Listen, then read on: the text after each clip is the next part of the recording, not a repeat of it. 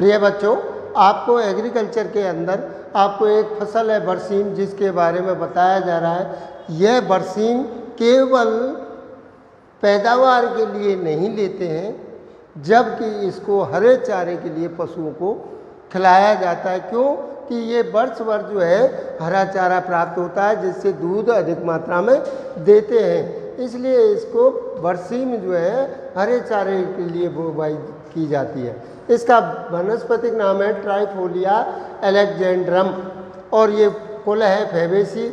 और इसका महत्व जो है आपको पूर्ण रूप में बताया गया है कि ये हरे चारे के लिए बोई जाती है। और इसका मध्य जो है मूल स्थान है, इसका मूल स्थान है, कहाँ से निकली है ये? मध्य एशिया और राजस्थान में सभी क्षेत्रों में इसकी जो है राजस्थान के सभी जिलों में इसकी बुवाई की जाती है, सभी जिलों में। और जलवायु ये रबी की फसल है और रबी की फसल होने के कारण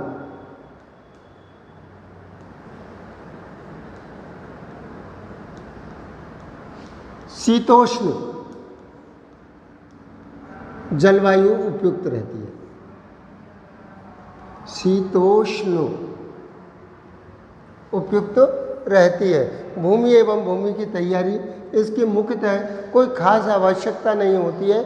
इसकी 2 या 3 जुताई करके और जो है पशुओं के लिए चारे के लिए इसकी तैयारी कर लेते हैं पाटा लगाकर।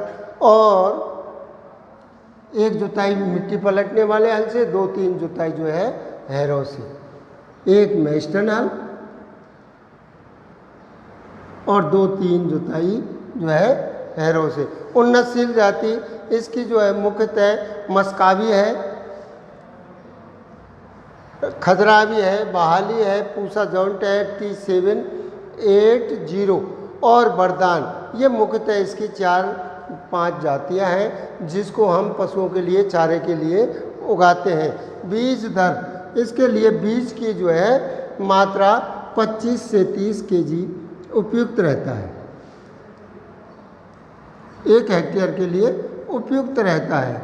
और बीज उपचार इसके लिए पहले तो कंपनी ही ऑलरेडी दे देती है, मगर किसी ने अगर घर में ये तैयार किया है बीज, तो इसके लिए बीज का जो है बाविस्टीन और मैंकोजेब से उपचारित करके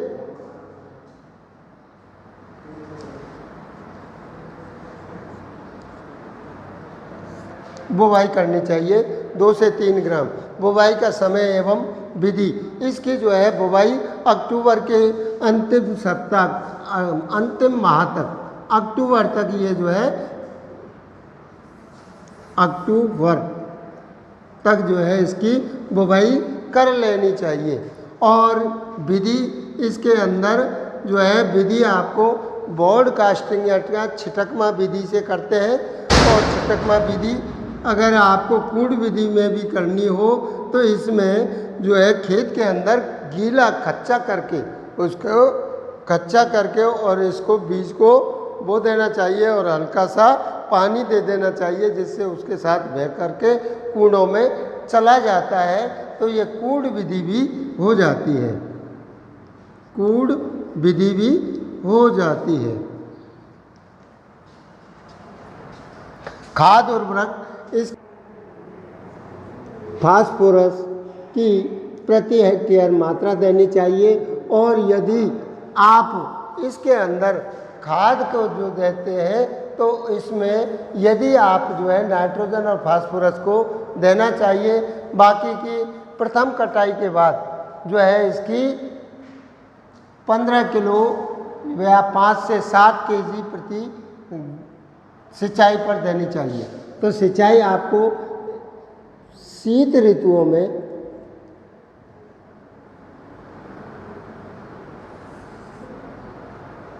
शीत ऋतुओं में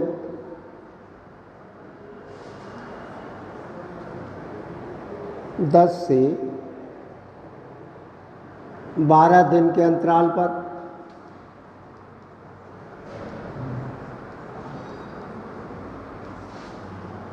और ग्रीष्म में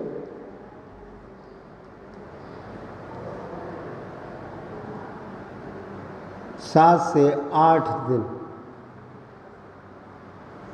के अंतराल पर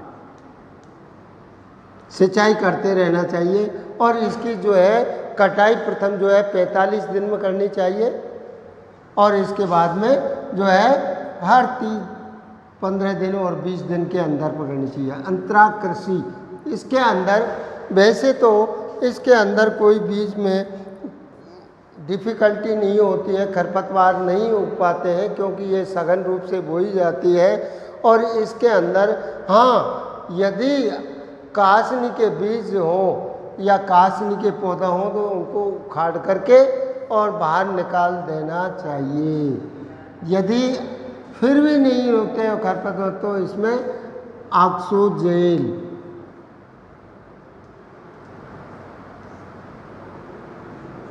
नाम की दवा को छिड़काव करना चाहिए। पादप संरक्षण, इसके अंदर वैसे तो कोई रोग नहीं लगता है और इल्ली ज़रूर लगती है। इस इल्ली की रोकथाम के लिए स्वतः ही या तो खत्म हो जाती है या फिर उसको जो है और तनागलन हो जाता है। वैसे इनको नष्ट कर देना चाहिए या मौसम के अनुसार ये जो है स्वतः ही नष्ट हो जाते हैं। मौसम के अनुसार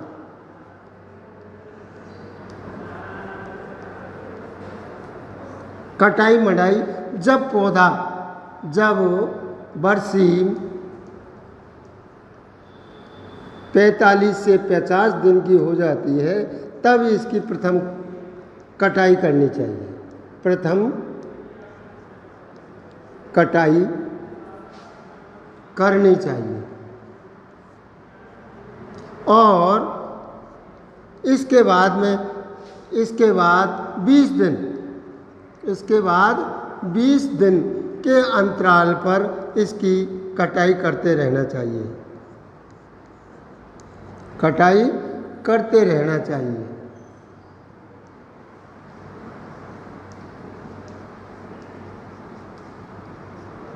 उपज, इसके लिए जो चारे के लिए बोई जाती है, चारे के लिए उपज आपको 700 से 1000 क्विंटल प्रति हेक्टेयर पैदावार हो। प्रति हेक्टेयर जो है चारा प्राप्त होता है और ये पशुओं के लिए आसानी से चराया जाता है।